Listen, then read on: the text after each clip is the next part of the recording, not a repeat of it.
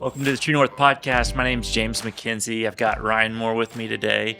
And the elephant in the room is yes, he did indeed shave his beard a little lower than what we're used to. A lot. It feels like a lot. A lot lower. Yeah. And apparently his daughters made fun of him for a whole week. Cold.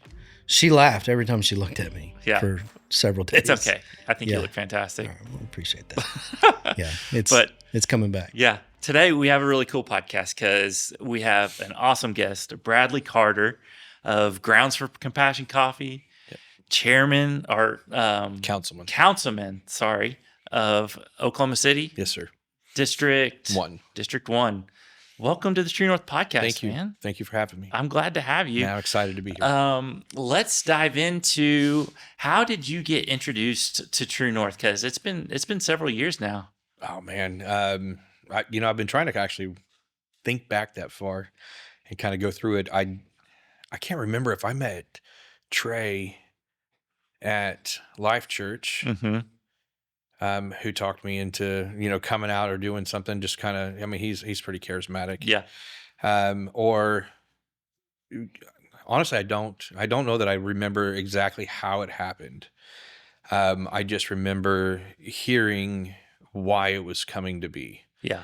And what was going through it, and knowing just in my experience and where we've been, that it was drastically needed to help encourage men to take back that authority. Yeah. And I don't remember there ever even being a question. It was just like, yeah, we've got to be a part of this. Yeah. So that I don't know that I could pinpoint it. Yeah. I mean, I remember, I think we helped rent out the Chesapeake Boathouse so we could have like the Monday night meetings. Yeah. Mm-hmm. The Rock in the day. I mean, that's how far back we go on that side of it, I guess. And then I was looking at a new spot for our business and trying to figure out how we could incorporate an area, because it was about 20,000 square feet, so that we could give you guys like an area to be able to do everything that needed to be done. And I mean, we had a lot of just, this would work, this wouldn't work, but it was amazing how God's grace allowed us to, even if it didn't work, something happened. Yeah. Something, we were where we needed to be, doing what we needed to do. So yeah, it was great. And so it took you several years though before you ever came into your first experience, right? So remind me what the year that True North started. So it's 2012. Okay. So almost 9 years. Yeah.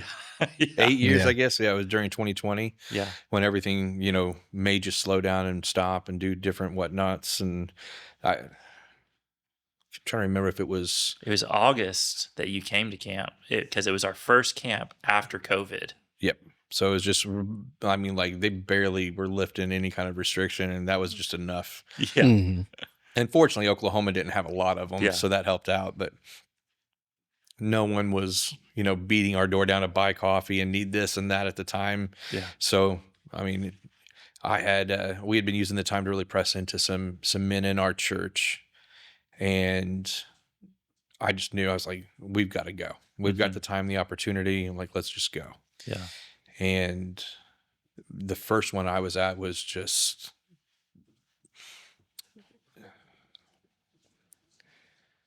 much more than what I probably ever expected, but exactly what I needed. And it hit in such a way that guys that I took then who haven't even been back still talk about it. Yeah. When we sit down, we're having coffee or whatever, they'll bring up those things that happened, now almost 5 years ago. Yeah. So, I there's things I pull. I went again, right to the next one. Yeah. Right after that. I want to say I went to another one, and then the Ascent at the beginning of 21. Yeah. And it was a great opportunity to be able to do the back-to-back and really get the full effect. Yeah. So, I mean, I'm a huge advocate for it. I mean, even before I was able to attend, much more so afterwards.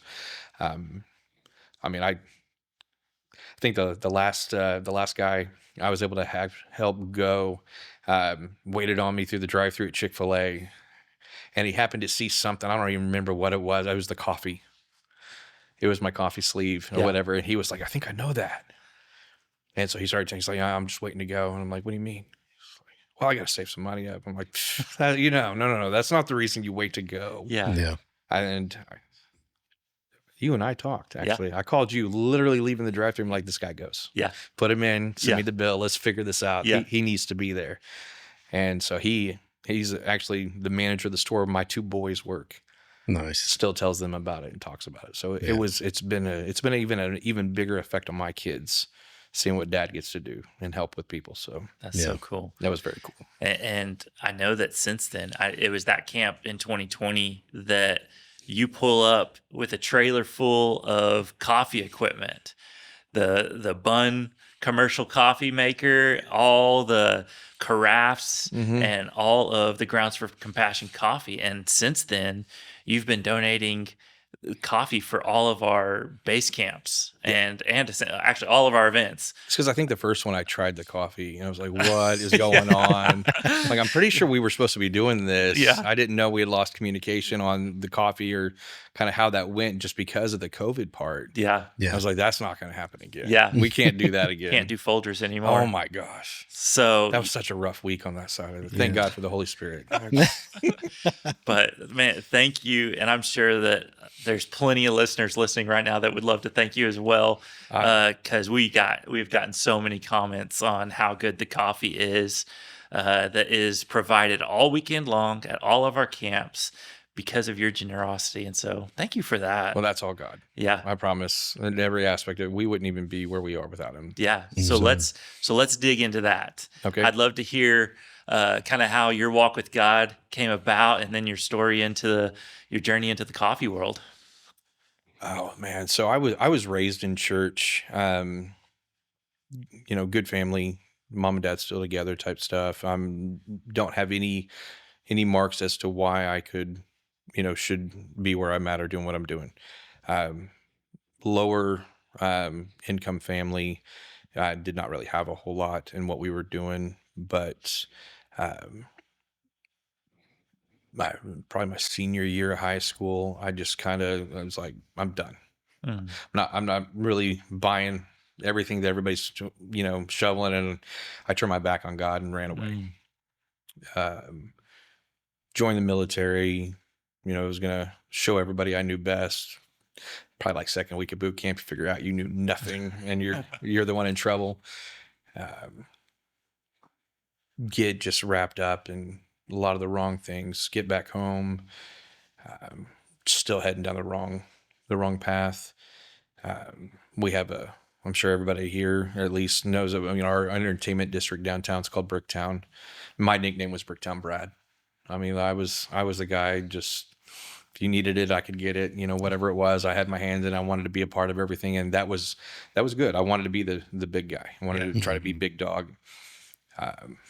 It may have been more in my head than it was anything else, but that was my life for many, many years.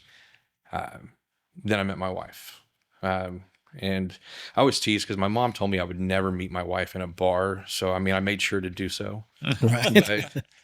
Just did your best. Yeah, just to do that. But we had done things backwards and had our oldest son and then get married, and then I remember sitting down just one night looking at her, I'm like, I think we got to go to church. She was never raised in church, never, she had worked in a church before in a daycare. She got paid to go there. She never, attended a whole lot. And she just kind of, why? It's like, I think it's important for our kids to know the truth. We don't need to go. We don't have to go to this stuff. I want them to at least know, and then they can make their decision when they're older. And she was like, all right, well, where do we go? I'm like, well, let's just go where my parents go. We'll start there. And if we don't like it, we'll figure it out. And God just got a hold of us in just an intense way. And it was close to a year later, I got asked to help lead our high school kids on a mission trip to Haiti. And I was on fire for God. I had been just plowing through so much. Amy was going nuts, and we're trying to figure this out. And I'm like, I think I had an insurance agency at this point in time. I had broken away from the bars and nightclubs, and I was like, okay, I probably need to raise a family and need to do something a little bit better. So I started an insurance, and if this is really you, God, if you really want me to go, I need you to pay for this trip. I know I could write the check. We could do whatever it is. It's like, I'll do the car washes. I'll do the golf tournaments. I'll work with all the kids. I'll do everything, I need to help raise money, but I want you to pave the way. And after every single car wash or golf tournament or whatever fundraiser we had done, it was just right afterwards, the check showed up, paid the way. I was like, all right, we're going.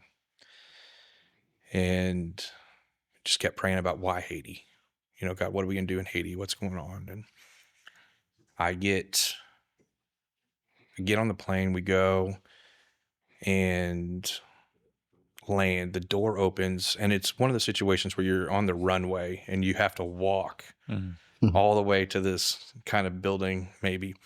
They open the door, and this smell of just putrid smell, burning rubber, they're burning tires, burning trash, death, defecation, whatever you could think of. The smell that's pretty horrible hits. And I just remember thinking, I'm home.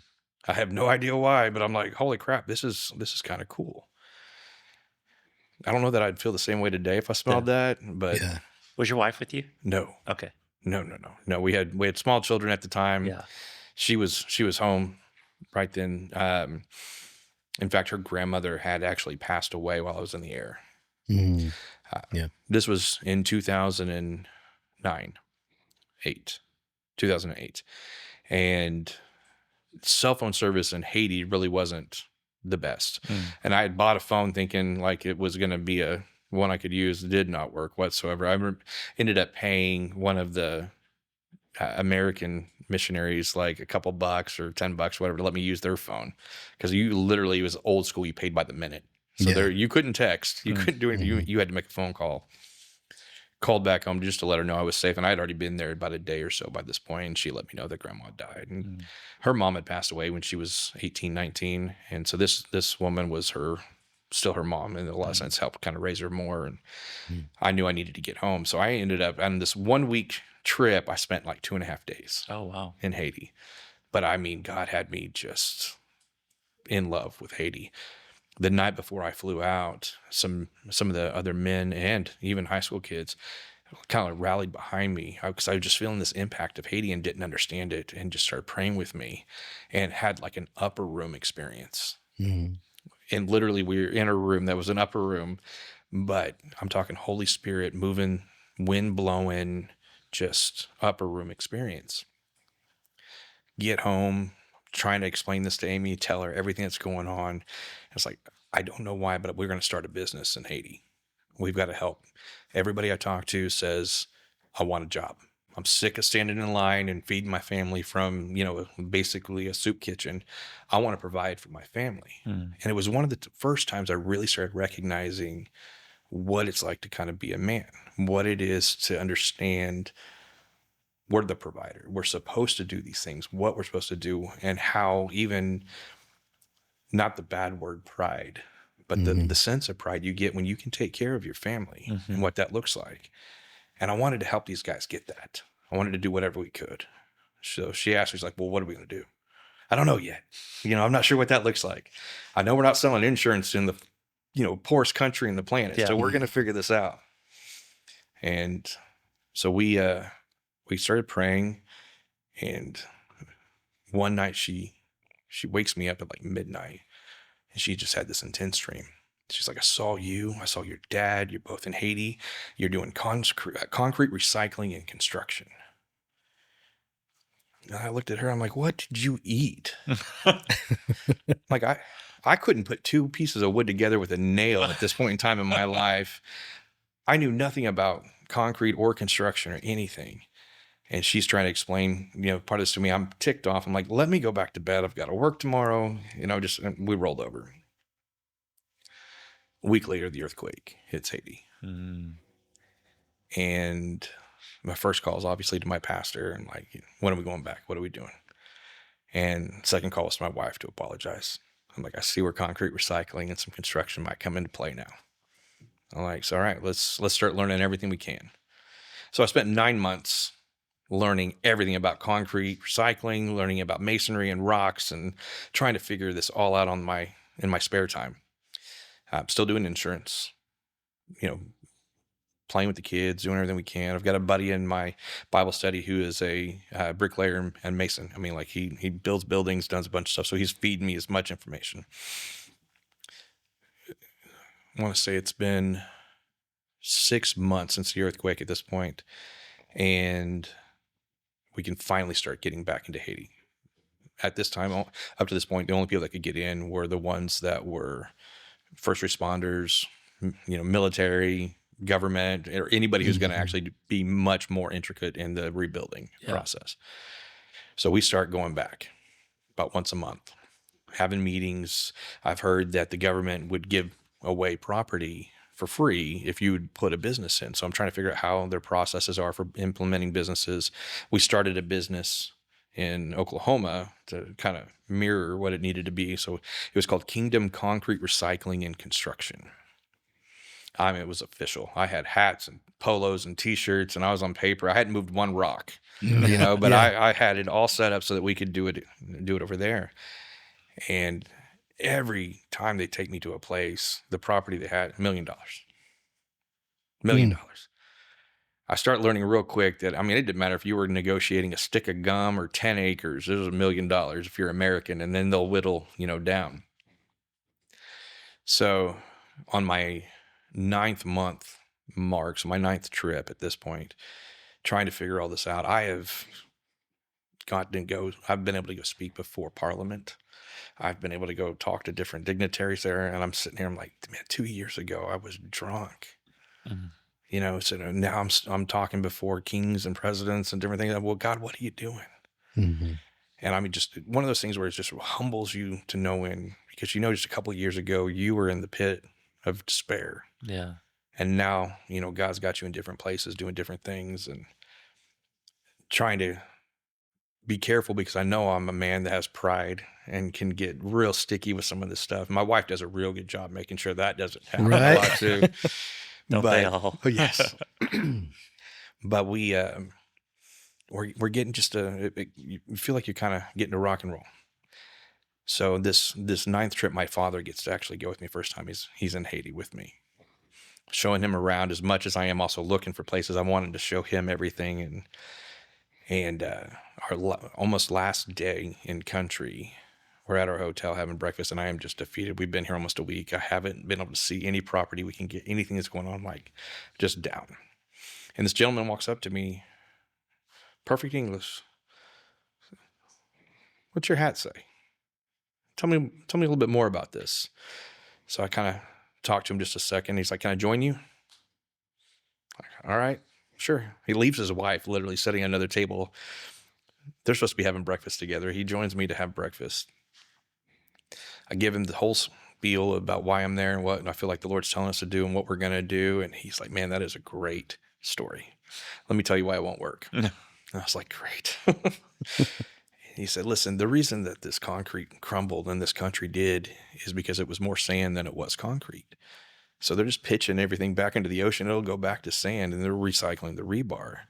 He's like, unfortunately, I mean, it was a great idea, but we got NGOs that are doing this. You're trying to start a business. It's not going to work out.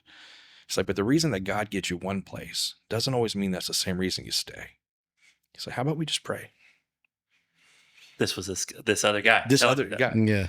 So he tells me the reason he got to Haiti was because he was a missionary, on a mission trip 25 years before this. But he was an engineer at Boeing. When he got back home, he realized Boeing's going to make planes whether I'm here or not. But this country could really use a skill set to help. Come to find out, after researching who this guy was a little bit, he had been living in the northern part of Haiti. He is the entire reason that there is an actual waterway system where they have water being pumped anywhere. They have disposal waters. I mean, he has irrigated the country. He has done a number of things over the course of this time. Wow. I had no idea who I'm sitting here next to, what he's even accomplished. And the reason God gets you somewhere doesn't mean that's the reason you're going to truly be there. So let's pray. We did. That afternoon, the last piece of land we looked at was 45 minutes outside of Port-au-Prince and about 20 minutes up a mountain that had no road. And they promised this was a free piece of property we could have. I'm like, of course it is. Can't do anything out here. And I just remember taking a look around. I had an ocean view from where we were, looking, one direction. Looked back behind you, had a little bit more mountains to go, and just thinking, I've got $1 million view. And I said, I wonder if coffee can grow here. Have no idea where I hate coffee at this point in time in my life. I don't drink coffee. Dr. Pepper was my coffee. Yeah. That's what I drank. And my dad even looked at me real puzzled, like, why do you care about coffee? Only word the government guy knew in English was coffee or cafe. He starts rambling so fast, my interpreter can't keep up.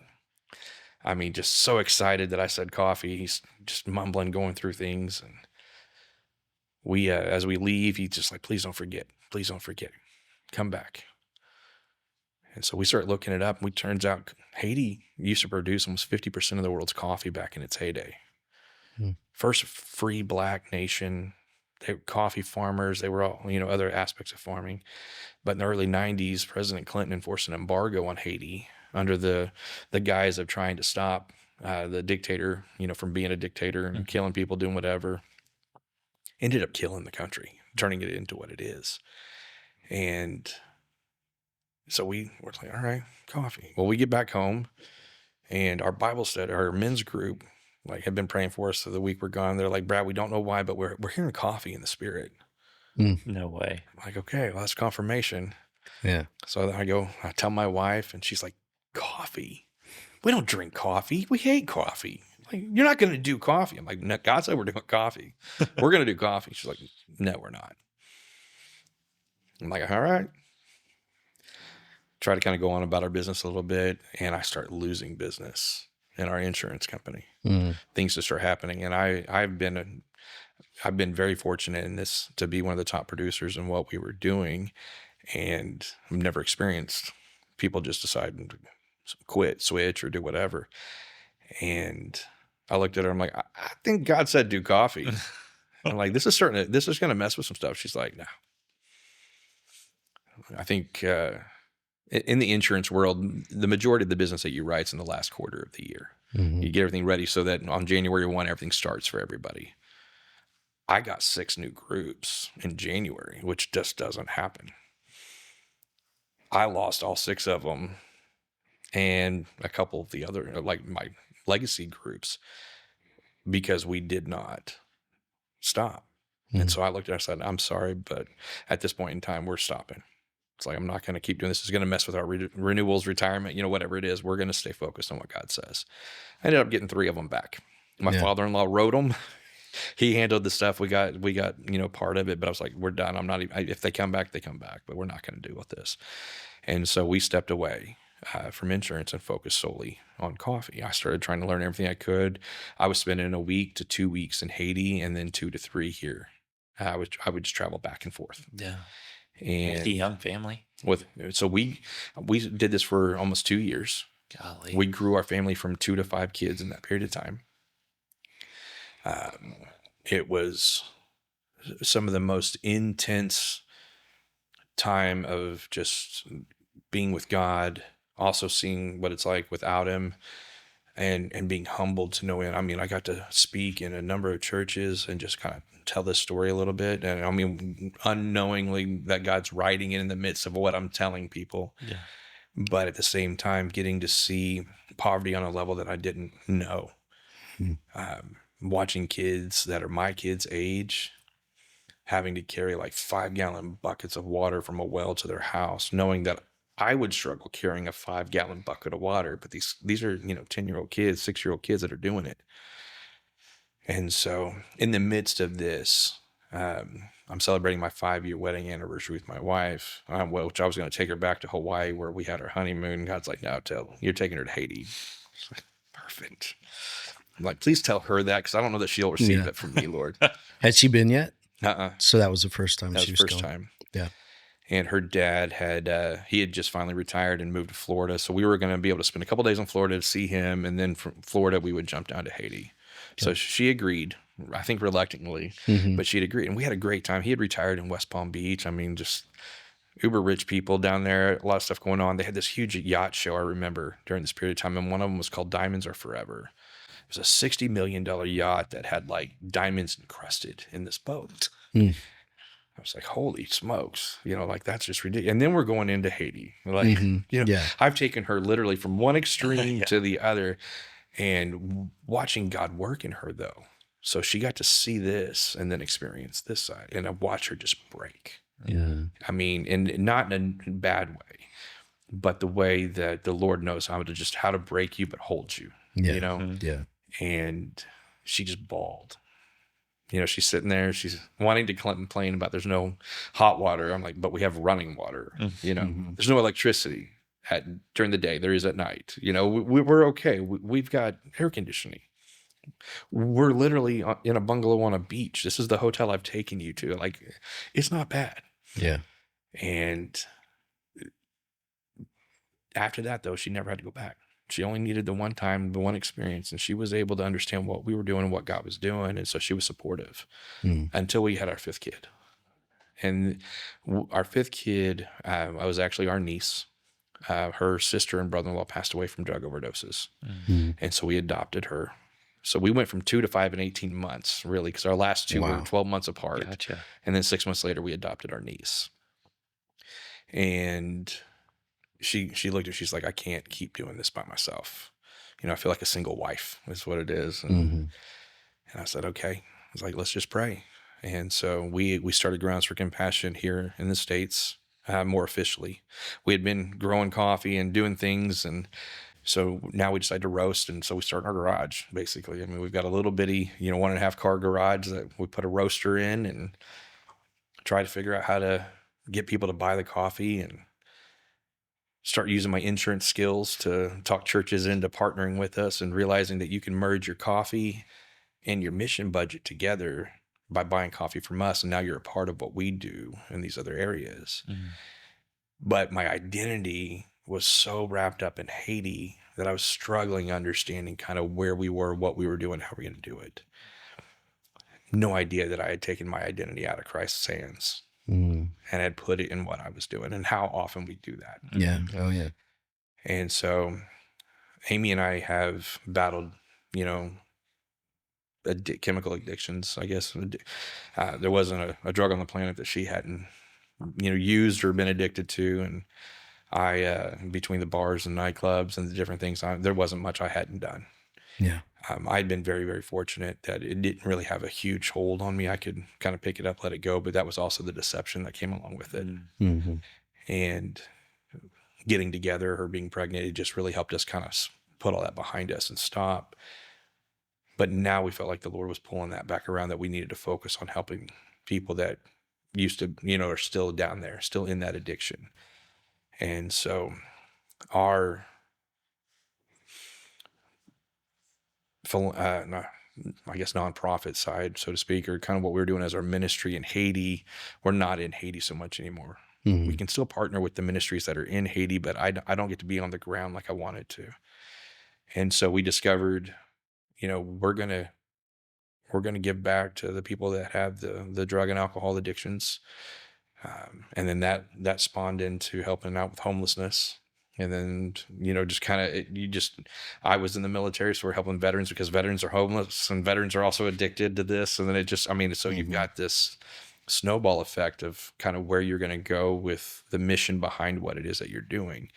And all of that being intertwined with the fact that God's got to be at the top now. For the longest time, it became about me. It became about what I was doing in this country or I was doing over here. And it can't be that at all.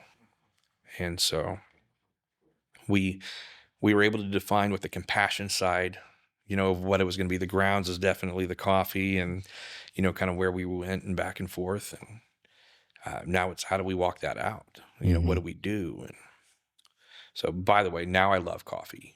I do enjoy it. I learned to drink it black. I've learned to, not make it so sweet, for me at least. But we now roast for a number of businesses and companies and individuals we provide coffee for a number of coffee shops. We private label, but we also provide anything and everything a coffee shop needs. So if it's syrups or sauces, or if you need the table and chairs, the napkins, whatever it is, we're the wholesaler. So we try to be the one-stop shop for people in that sense.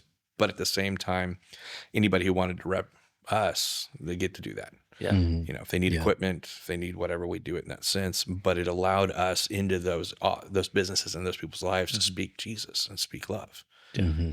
And so now, are you still getting the beans from Haiti? Unfortunately, not now. Okay. The place is so Haiti translates into hell when it comes to the English verbiage, and it's kind of become that, unfortunately. The civil unrest is ridiculous. The overthrowing of governments, and in fact, one of our country's political, I want to say he was in Tennessee. You'll have to forgive me. If he is listening to this, please forgive me. But his daughter and son-in-law were murdered last year. Mm-hmm. When I say, I mean like the early 20s. Jeez. Yeah. But had a heart for Haiti, missionaries there. So if you're an American, you've got a target on your back. Man. Mm-hmm. And so I know there are people still trying to bring coffee out of that kind, but we use a broker who she's been amazing and has worked with me for a number of years now, has gone to a number of different little farms, and so I trust her to do a lot of that. My days, at least as of now, I've been able to travel to the farms and work on some of them and see their practices and see what they do, and then bring their beans back. It has stopped. Yeah. So she's been a huge help. I think the last time I did that was 2018. Yeah. I got to take one of my sons with me to Honduras and work on a farm and do some stuff, which was pretty cool. Yeah. Good experience for him. But now we use a broker. Yeah. Yeah. I'd love to talk about your coffee too, because I remember kind of when we toured like your roasting process, and you just talked about that it's chemical free, and you kind of blend just the beans for certain flavors, but you're not adding any like artificial flavoring to it. Can you describe that process? So I think the one you're talking about, we call Mocha Java. Mm-hmm. And so we blend a African and an Indonesian bean together, and it gives you some chocolatey undertones. Mm-hmm. And so it's a real smooth coffee. And so that's kind of some of the things that we've done. But we've also learned that there's a coffee out of Ethiopia in the Makamba region that tastes like blueberries. Mm. It's like you're eating a blueberry donut or a muffin, excuse me. Mm-hmm. And then, there's one out of, I think it's Indonesia. And it's like Fruity Pebbles. That's weird. And all of it, that's wild. All of it's natural in that sense. So it just depends on the roast level. So if you're going to go light to medium to dark or wherever it is, you find the sweet spot in that bean, and that's where you need to do it. And I'm a darker kind of coffee guy. I want coffee the way I believe God intended it, and I'm good there. But I think we have 9 different countries that we bring coffee in now from. We've got about 14 different roasts and blends. We've been very fortunate with our espresso. God gave me the recipe for our espresso. We call it Heaven's Blend because of that. I remember this story. And we took 4th in the nation of almost 900 roasters with this. And then kind of used the same practice for our decaf coffee and espresso, and took 2nd that same year with it. And our decaf is an amazing decaf. We use Swiss water process, so there's no chemicals in that as well. And it's a pressurized water system that extracts the coffee, so it makes it as clean as I guess it could be in that sense. But we've tried to just keep kind of more of the holistic as we can be. Yeah. Organic is as good as the paper that it's given to you on. Yep. When it comes down to it. I've been on farms that are organic farms, and as soon as those inspectors leave, they bring fertilizers and chemicals back on. Yeah. Everybody knows how to hide or cheat the system. So we do the best we can with what we have. Yeah. There's only 2 that I have that are truly certified organic and that we believe it to be. Yeah. The others I won't even I tell people because I feel like I'm being lied to, so I'm not even going to tell you that it's it's organic. But I have customers that can tell the difference. Their guts know if something is or isn't. Yeah. My wife's one of them. Unfortunately, she had gotten Lyme disease a number of years ago, so she's allergic to caffeine now. So, oh my gosh. but she's the reason our decaf is as stellar as it is. Yeah. She makes sure that people have a good alternative. Yeah, because she still loves her coffee. Yeah, she just doesn't get the benefits like we do. Yeah.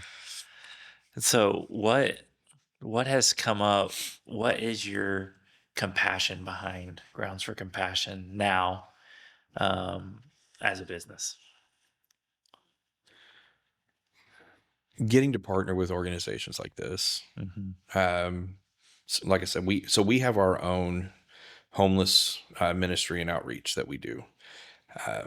I am a huge advocate for being able to help the fellow man and do whatever we possibly can. But I am also a guy who believes in accountability, and we're going to hold you accountable. And there's a lot of people that don't like that. Whether they're the people that think they can tell me how I can run my business or our ministry, or they're the ones that we're trying to help that just don't want to be accountable either. Yeah. I mean, we get some pushback when it comes to it, but we have the opportunity to lift men up, to help them. When the wives here, you guys started the women's True North, so to speak, changed. Like, my wife jumped right in. Yeah. She wanted to be a part of it. She saw the change that it had in me and what it did as trying to be the leader of our family and help other men. And so she wanted to do the same thing on the woman's side, the wife's side. And, just getting to meet your wives and getting to be a part of that was probably, a great experience, and at least in the way she explained it and how it's furthered kind of what we get to do. And now as our business is growing and things go, we really try to pour into the relationship of our employees and how they take it to their homes. And so we hire out of recovery homes. And that's so all of our employees, except for one, is walking recovery. Wow. The lady who's not would probably argue she is now from being around us, enough. She is an amazing woman who helps really lead our company, since I'm not there as often as I'd like to be now. But the drug and alcohol recovery family is a pretty tight-knit group. And it's uncanny how much it ties into homelessness and even that veteran population. Yeah. And so we get to touch on the factors that really matter the most to us in what's impacted our lives. So as long as, Amy will tease, there's a lot of times I took this from one of the movies a number of years ago for that. I feel horrible. I can't remember the movie's name now, but the guy that would not carry a gun into battle, and Hacksaw Ridge. Oh yeah. Hacksaw Ridge. Yeah. So I'd give us one more. Yeah. Give me one more. And I mean, we don't have a ton of employees, so I don't know that sometimes I feel like I'm always making a huge impact. So I just have to try to keep remembering it, just one more. Yeah. But my kids are still at home, so that's my ministry at the same time. Yeah. Yeah. I don't need one more. I'm good with the 5 we've got, So I'm sure sooner or later they'll be married and we'll have grandkids, and so those will multiply for us at that point too. But, well, so talk about what Grounds for Compassion offers, how people can find you, and where you're located. So Grounds for Compassion. So we're located here in Oklahoma City, or in Bethany, which is a little suburb of Oklahoma City. G4C.coffee is our website, or grounds4compassion.com. So we're at 50th in Rockwell. We are online. We ship coast to coast, border to border. We've been very fortunate to have international sales. They don't always get repeated. Tariffs are too high. I'm sure they're about to be higher. That sucks. But we've been very fortunate just to operate within a lot of businesses. We do executive coffee service, churches, hospitals, homes, whatever it may be. We're got a new line coming out hopefully this year. I can't talk about it too much, but we're pretty excited about it. some things that we get to offer that we haven't seen yet. So we're kind of pumped there. But and you can help with equipment and like built-in equipment and all that stuff too. Yeah. So there's really not an aspect of coffee that we don't do or have a part in. But again, like I said, we're trying to be the one-stop shop. But anything that we have available for like our coffee shops, we also make available for our retail. So anybody could take home and create their own little coffee shop at home if they need to. We even have equipment for that. But we just became the statewide distributor for Monin syrups and sauces, which is a cleaner kind of coffee syrup and sauce. Take out the caramel coloring and none of the dyes, which is very important. Well, none of the True North men put any syrups in their coffee. It's all just black coffee for these manly men. Yeah. Except for Pete DeAngie. That's right. Pete, we don't have creamer? Yeah, Pete came to a shotgun event that we had, and he was complaining at us about not having enough creamers and sugars for him. Oh, so, wow. Pete, if you're listening to this, Brad's got your syrups, buddy. Pete, we need to have an intervention, bud. I'm sorry. We'll fix that. Now, but I would just say, I mean, we private label for a number of companies, so I can't name theirs off in that sense. But we tried Amazon, we tried a couple grocery stores, and those aren't real conducive, I think, for what we are and what we want to do. We value relationship. Yeah. Over a lot more. So we love to actually know who our customers are and what we do. And it's been much better served for us that way. Yeah. And people can just swing by too and buy a bag of coffee from you. Oh yeah. We have the entire front part of our warehouse and offices set up more like a retail and kind of like a living room. Yeah. So, I mean, we host Bible studies. We even have a couple counselors that don't have offices that have their sessions there on their couches and do different things. I'm sure I needed it a couple times too, but we try to make it as comfortable when you walk in and homey feeling as possible. Yeah. I love that. Well, thank you for all of that, and what you've done with that for True North has been awesome. Yeah, I can't tell you how much True North has done for me, though, and for my family and for the people that we get to see go through those things. Yeah. So thank you. Yeah, absolutely. Well, let's talk about what you're doing now. Your hobby. Oh Lord. Being councilman, man. Like, talk about because I know God called you to it. I remember because we had just kind of met whenever that calling came to you, really. And you guys joined me in praying about it. Yes. That was scary. Yeah. So in 2020, I learned how political I was. I'm sure a lot of people did. You figured out there's a giant divide, and you figured out which side of it you were on. Yeah. And I didn't really like that. I love being called a peacemaker. I want to be. But I also have a line I will never cross. I'm not willing to have peace at all costs by any means. And I thought my past excluded me forever running from politics. But God. And so as we got closer and closer to November and December and everything in 2020 and everything that was going on, I'd found out that the current councilman for my area was not going to run for the seat. So it was an open seat, and some of my neighbors had asked me to consider running, and a couple of them did not know my past. It's not something I guess you just kind of walk out on the front lawn and share sometimes, and a couple of them did, and still asked. And I would give them the Christian answer, for no. I'll pray about it. Yeah. I'll pray about it. And Thanksgiving Day, I think, or the day after Thanksgiving, we were across the street at a neighbor's house having like kind of a Friendsgiving type thing. And this lady who is one of our best friends, my kids call her Nana, like part of the family. She comes up and she asks me, we're in her kitchen. She's like, Brad, please, I really want you to consider doing this. And so I just smiled at her and like, yeah, I'll pray about it. And I turn around and my wife is like standing right in my face. She goes, I heard that. You're going to pray about it, right? You're going to have to now. It's like, dadgummit. And so we go, that was Friday. And when Amy and I pray about something, especially that we feel is going to be life-changing or possibly detrimental or whatever it could be, we kind of go to the proverbial separate ends of the house and we pray for 7 days. And then we'll come together and we pray and we discuss kind of what we believe the Lord's saying. And so that was Thursday, Friday. Saturday night, mom and dad are keeping the kids. We're having a date night at home. We're just staying home. We're not going out, cooking together. And I can't remember if it was on the TV or if she's playing something on Facebook or whatever. And it just ticked me off. And I turn and I look at her and she is staring at me already. And I'm like, we're going to do this, aren't we? And she goes, I really think you're supposed to.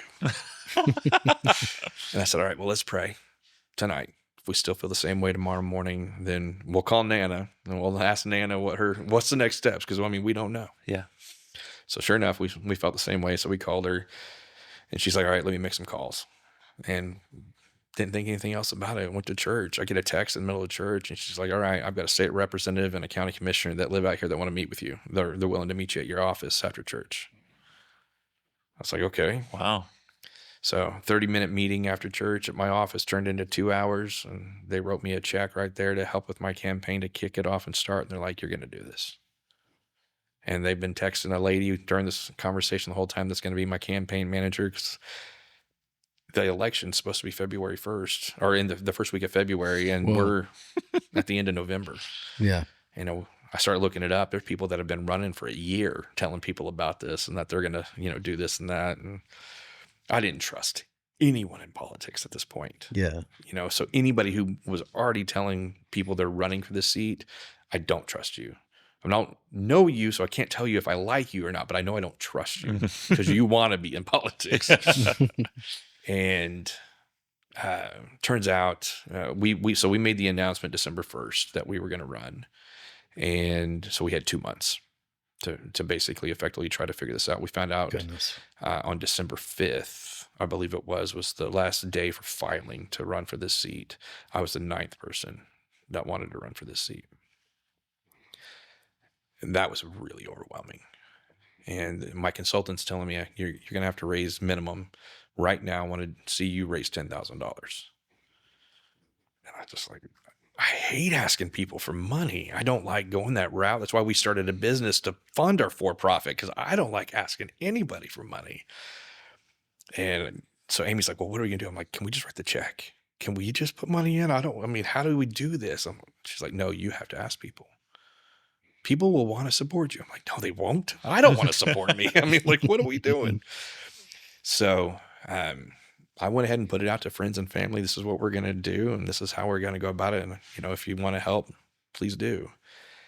And it was just uncanny, the support that we had come in. We didn't raise the $10,000 right away that she wanted. So Amy and I did, put some money in and cover the difference, but it was still just a whirlwind. Well, then I got COVID Christmas morning. Well, at that point in time, you're still done for 2 weeks. 14 days. Yeah. Amy, she's like, we all have to get it right now. Then we can't afford to be down long. So she locks the doors and everybody's right here. So Amy gets it. All the kids get it. We're going to burn through this. So we're down for 2 to 3 weeks. And the group that wanted to support us continued knocking doors, continued to put mailers out and do things. And it's just like your head's spinning.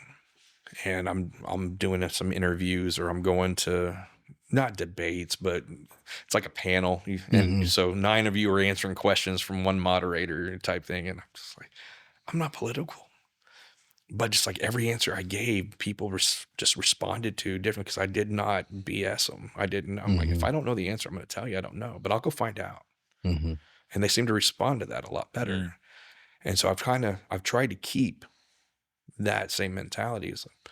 I still, after 4 years, I don't think I know everything by any means. I don't know, but I know the people that do. Yeah. Now I have a huge army behind me, and I will go get you the answer. We'll figure this out. And I did little things like held my phone on my dash and drive down a piece of crap road. I'm like, I'm going to repave this road for you. This is what matters to you. It doesn't matter what's going on in Washington. Yeah. It matters what's going on right here.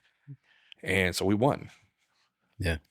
But I did not win by enough just to win. So there's a runoff. So in 2 more months, we're going to have another election.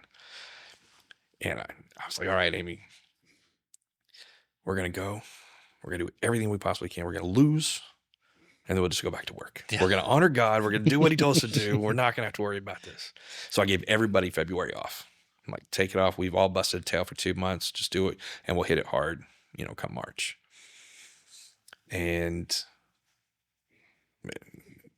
unbeknownst to me, I guess in the political world, the guy who wins first doesn't usually win on the runoff. The guy who wins second usually gathers all the votes from the other people that didn't win and kind of it. But we won. Still won. And this time by a much larger margin. And I just sat there and was like, holy, what are we going to do? Mm-hmm. What's going on? My campaign manager didn't even show up to my watch party. Like, she didn't think I was going to win. Wow. And we didn't even have a typical watch party. Yeah. This wasn't, cameras, wasn't monitors up and people doing it. We held it at Barn at the Woods up in Edmond, and we held a praise and worship service. And like the praise and worship leaders from our church showed up and led us all into it. We had coffee and we had like snacks, as cheap as we could do it and kind of go from there. We were not expected to win by any stretch of the means, to the point that not one news channel showed up or knew where we were, called to find out where we were going to be. The city manager, the mayor, any of the other city council members, nobody showed up to talk. No one, once we did win, no one even showed up to congratulate. I did get a phone call from the city manager. I have no idea how he got my cell phone number. Yeah. And I didn't recognize it. I'm like, I'm not answering that. And then I hear his, really deep voice on the voicemail congratulating me. I'm like, God, I've got to work with this guy. He's scary. I don't know what I'm going to do. It turns out he's one of the nicest guys, faithful man of God, prays over our city every day. Like, a lot of the things that I had, stuck in my head weren't true. Mm-hmm. Yeah. You don't want to know some of the people that, lead with you or for you in government. But when you boil it down, their husbands or wives, their fathers and mothers, they have different things. Now, they don't always agree, but that's also what makes things beautiful. Yeah. My wife and I don't always agree. I know I'm wrong all the time, but we don't always agree. So learning to navigate all of that and play has been really kind of tricky, but I've learned I really enjoy it.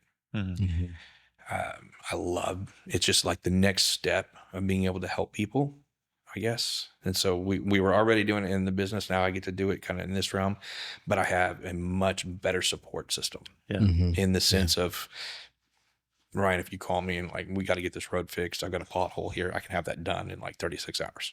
Yeah. I can make that happen pretty quick. Yeah. And if, somebody's this breaks or this doesn't happen right, I usually figure that answer out or do whatever. And it's really kind of a, cooler process. Yeah. In that sense, you get to see things happen quicker. However, it's government, so it moves slow. Yeah. And that's one thing. From business, I can make a decision and it gets done. Yeah. Government, we make a decision and then 2 weeks later we'll vote on it. And then 30 days later, we'll decide whether we really want to do this right now or put it in the bottom part of the table.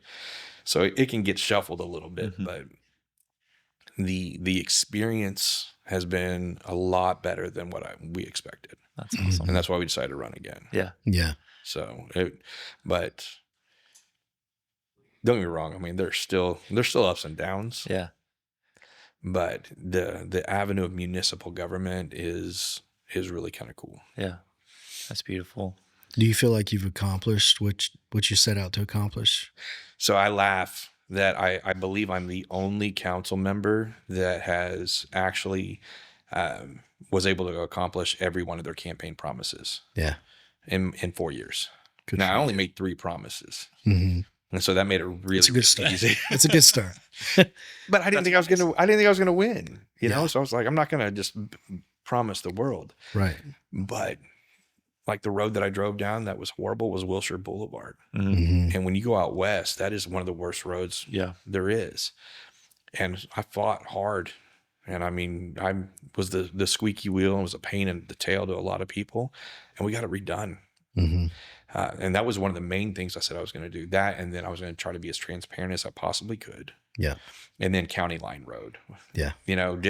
From Wilshire to Britain, for some stinking reason, was the 1 mile stretch that the city didn't redo, but they did everything north of Britain. Mm-hmm. And so I was able to get that done with a partnership.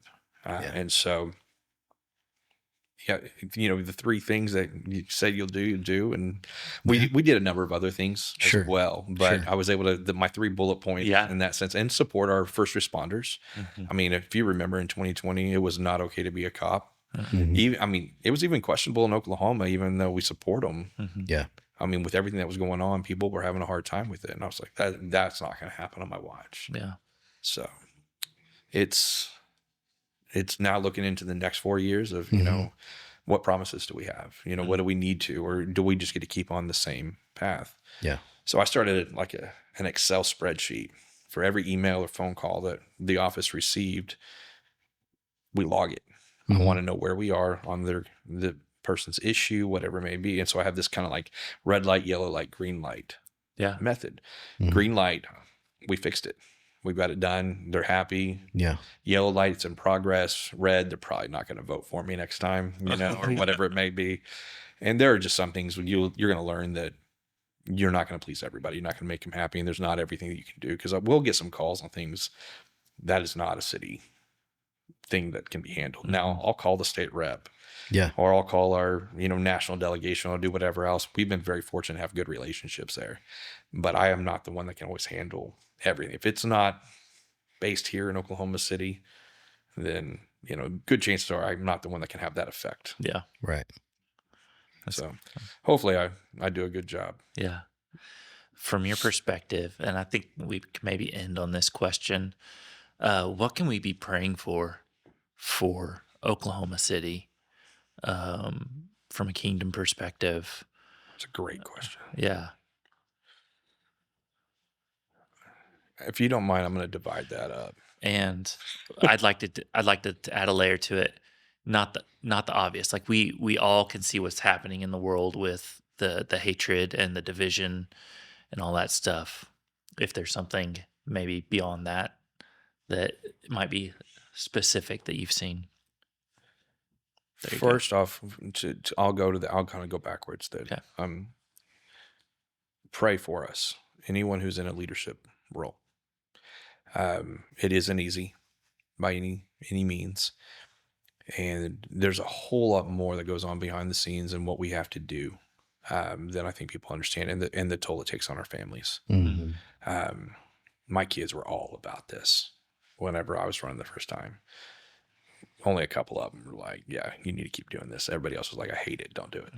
Mm-hmm. And through prayer, they got on board. But their first initial reaction was like, no, I don't want you to do it anymore. Mm-hmm. Yeah. I've had my life threatened. We've had people come to our house. We've had different things that are going on. There is a dark side that can happen sometimes. Mm-hmm. And so be praying for the men and women who are in a political or a leadership role and position just because they need it. Mm-hmm. And the Bible's very clear. The Lord puts people in those leadership roles. He allows them to be there. Now, whether it be for, your benefit or their destruction, he understands it. He sees it. He understands. So be praying for them. And we're called to pray for them. Mm-hmm. On the aspects of, our city, we really do have an amazing city, and we have some amazing men and women that are in the leadership roles. And when I say that, I'm not talking just about our councilmen or our mayors, or I'm talking about the people that run your public works, the people that run your water utilities, like they actually care. And the people that are even underneath them that are doing this day-to-day stuff, they do care. It's not a conspiracy theory. It's not nefarious, that everybody's out to get you type stuff. Like, they have a heart for this. And I can't tell you how many people I talk. I'm pretty bold and outspoken about my faith. And, we'll pray right in the middle of a meeting. I don't really care at all. Yeah. How many people will just be right there with me praying or join me with it? Or since I became council member, how many people from the city have followed me on social media or whatever, and I get little messages like, man, this daily prayer, I needed this. This has been great. Thank you so much. So when you start to see that kind of support, it's, I don't know, not just encouraging, but it's needed. Now, the city in and of itself, we're growing exponentially. Yeah. And that doesn't bode well with a lot of people. They want it to stay Oklahoma. And I'm one of those guys. I love Oklahoma City. I want to do that. But just like in business or anything else, if you don't grow, you die. And our only way to make money, so to speak, in the city is, I mean, it's taxes. And that sucks. I don't like taxes just like anybody. However, there are certain things that you guys are probably accustomed to having. You want that water to turn on whenever you flip your, your stuff. You want the electricity, you want your trash picked up. You want the normal little things that you've become accustomed to. And that's what those things pay for. And so when all of the cost of doing that type of business continues to rise, well, we either raise taxes or we do different things that encourage people to move here, which also helps grow, and so on and so forth. So we're trying to find that balance. So long way of saying my prayer is, Lord, allow us to grow and allow us to be that light on a hill. Yeah. Please don't let us lose our identity in that process. That's good. I want to be a land of refuge and a light that people are drawn to, but I don't want to lose our identity. Yeah. To get to that point. And I think we're on the cusp of it could go either way. So we need prayer. That's good. One other question, and you might not have the answer to it because I didn't prepare you for this at all, but what's a way that you could see, let's dream a little bit. What's a way that you could see True North impact Oklahoma City? That's a great question.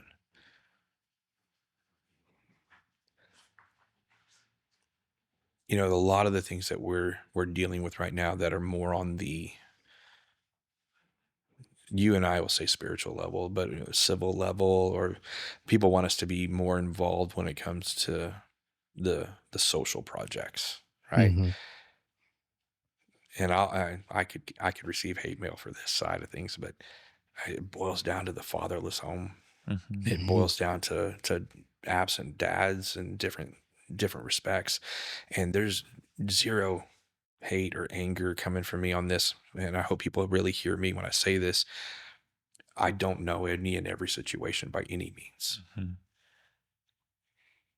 but hearing my words or my voice now, hopefully you'll know you can stop and make that change and that choice. The kids matter. You as an adult matter. It's never too late to go ahead and make that, focus. The cases that we have to work where we have officer-involved shootings, or kids that we're picking up that are homeless, or the mental illness side of things. I mean, it boils down to how and what went on when they were a kid. But even as an adult, watching a father come back into an adult man's life and repent for what happened 20 years ago, 30 years ago. It is miraculous to see lives change. Yeah. And so I would love to see this spread like wildfire so that we can start seeing that change. That's so good. In our city. Yep. I love that. That's my prayer. Mine too. For sure. Thank you. Thank you. Yeah. Appreciate you guys having me. Yeah. Awesome. This was really good. Wasn't as scary as I thought. Yeah. No, of course not. All right. Yeah. Well, appreciate it. And we look forward to having your coffee many more times. Oh, absolutely. Yeah. As long as the Lord will allow, let's keep doing it. Yep. Yeah. Thank you guys. I appreciate you very much.